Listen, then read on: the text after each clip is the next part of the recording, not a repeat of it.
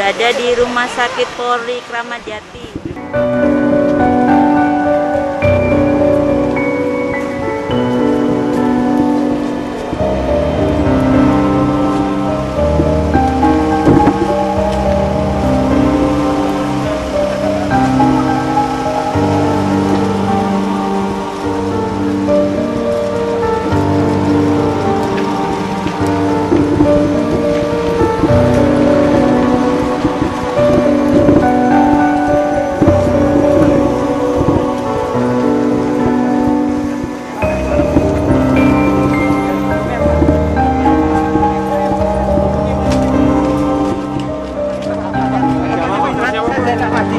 Dari perwakilan kantor usahanya Pak ya. Teman Arifin bekerja.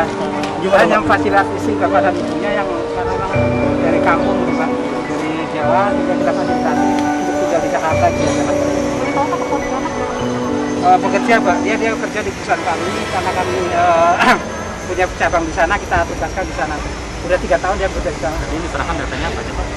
Data KTP dan lain-lain seperti biasa Pak. Sudah menemui sudah apa tahu gimana? Itu aja sih Pak ya, kira-kira datanya.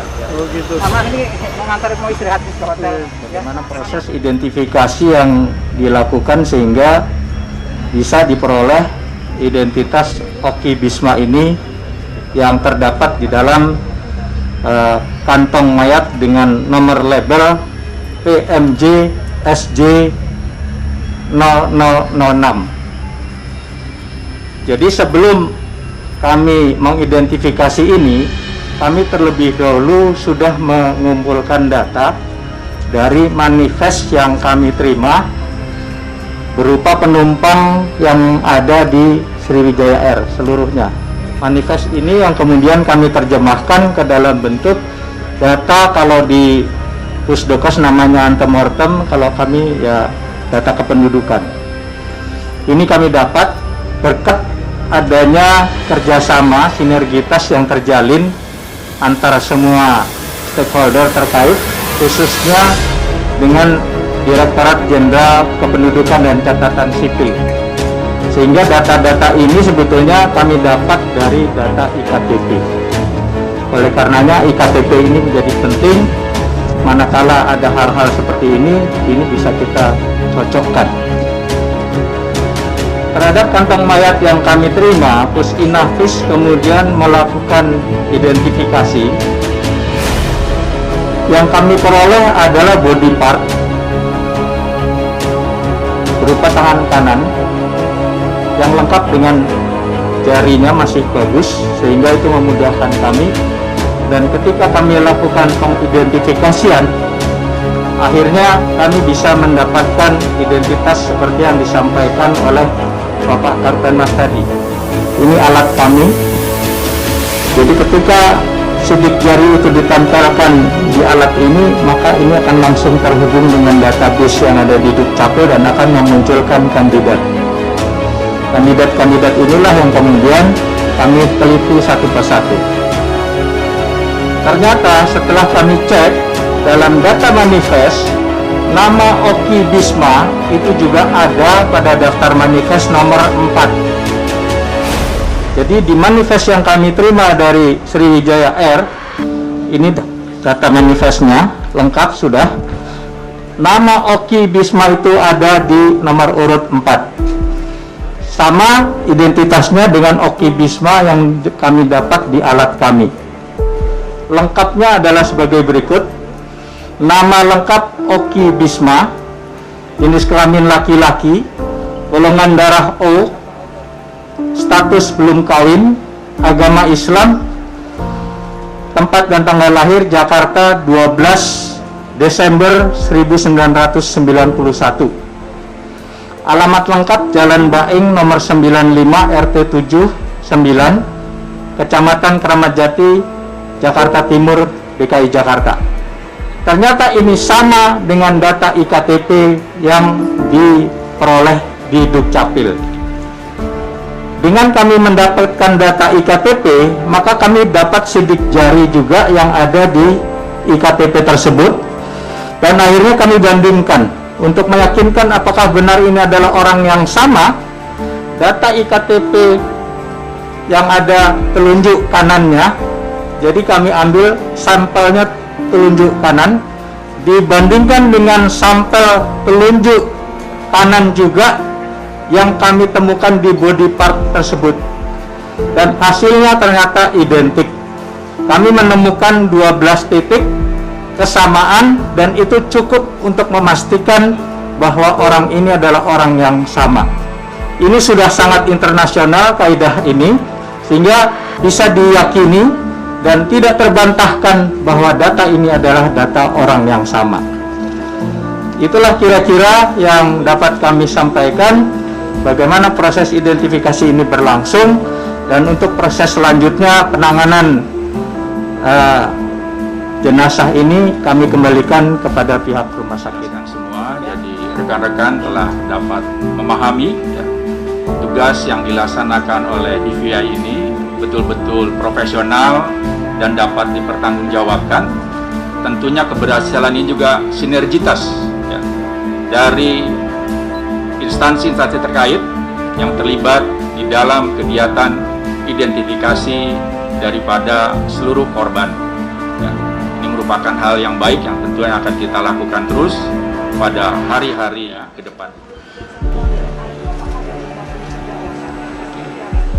Itu dari 53 keluarga korban, ya, oke. 53 sampel DNA itu adalah 53 dari keluarga korban, ya, oke, terjawab. Ya, kita ada proses, ya. Yang jelas keluarga korban sudah mengetahui ini semua, ya, sudah kita beritahu. Sambil nanti proses berjalan, tentunya akan kita serahkan kepada keluarga, ya.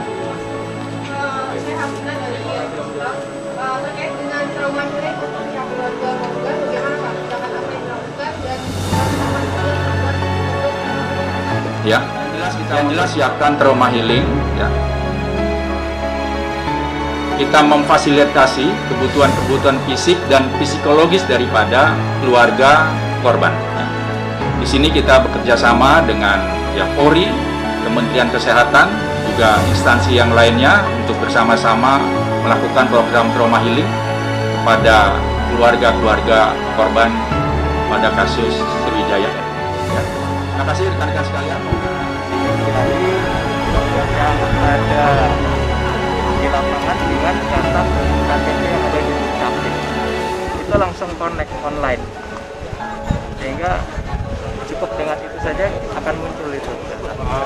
Sekarang yang lagi diperiksa yang jenazahnya masuk sidik jari udah berapa jenazah dari 17 kantong itu, Pak?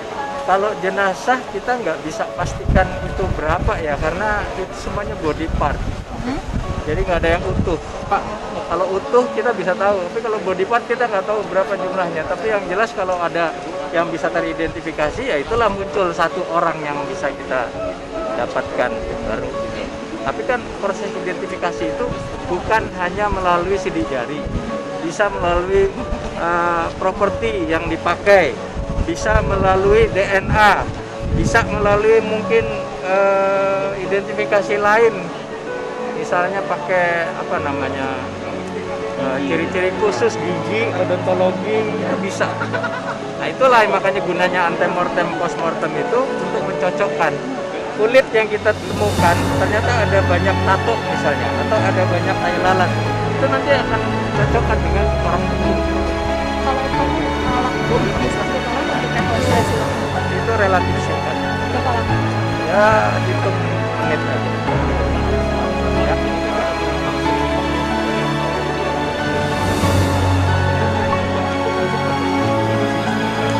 Tadi sudah saya bilang, kalau identifikasi itu bukan hanya pakai sidik jari, bisa pakai pakaian yang digunakan, bisa gigi. Itu pun ada ijazah misalnya, ijazah juga itu bisa jadi alat rujukan untuk dicocokkan dengan jari. Ya itu semuanya untuk mempermudah kita mengidentifikasi seseorang. Oke ya, makasih ya. Ini cuma hanya jari doang ya Pak. Ya. Kita sangat memudahkan. Nanti keluarga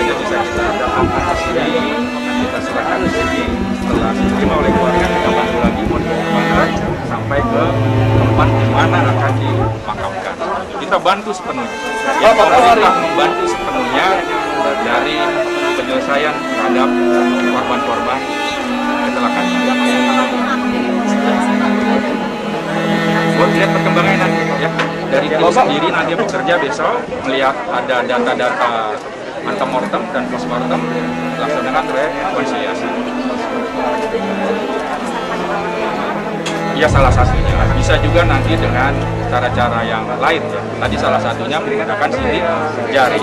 Mungkin juga bisa menggunakan data-data yang lain, data pembanding lain bisa mengidentifikasi daripada korban.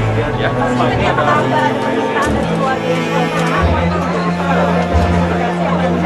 Oh, itu otomatis ya, kalau sudah terindikasi akan langsung diberitahu pada keluarganya.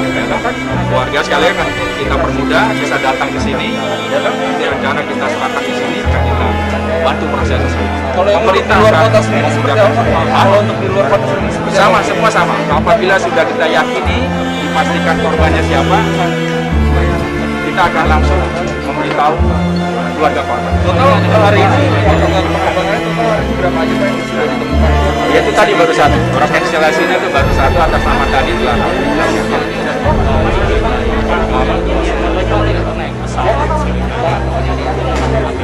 kita belum ya, kita masalah ini kayak masalah indikasi korban aja ya. Masalah itu mungkin nanti akan didalami oleh pihak-pihak yang terkait gitu. Di sini hanya mungkin korban.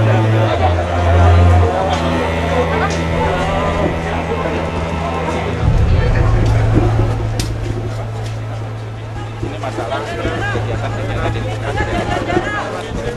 ya.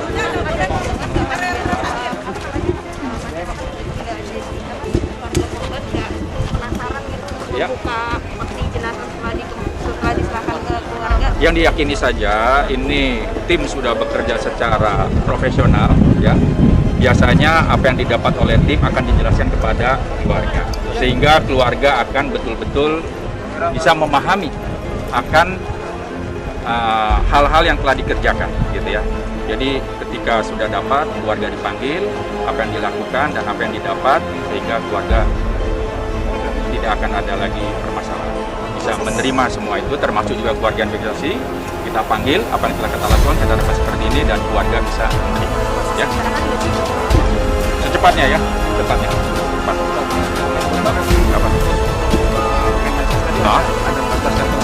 Apa? Kemensos Dari posko Kemensos. Ya, yang jelas kita semua di sini ya di RS Polri Kramat Jati menerima 17 kantong jenazah. Itu dari hari pertama sampai sekarang? Betul, ini kumulatif. Dari hari pertama sampai sekarang jam 17 itu 17 kantong jenazah. Untuk malam ini belum nambah lagi Pak ya? Sampai sekarang belum, ya data terakhir sampai jam 17 kantong ya. Oke rekan-rekan, sampai kita nanti lihat lagi ya. Ya, oke. Sudah.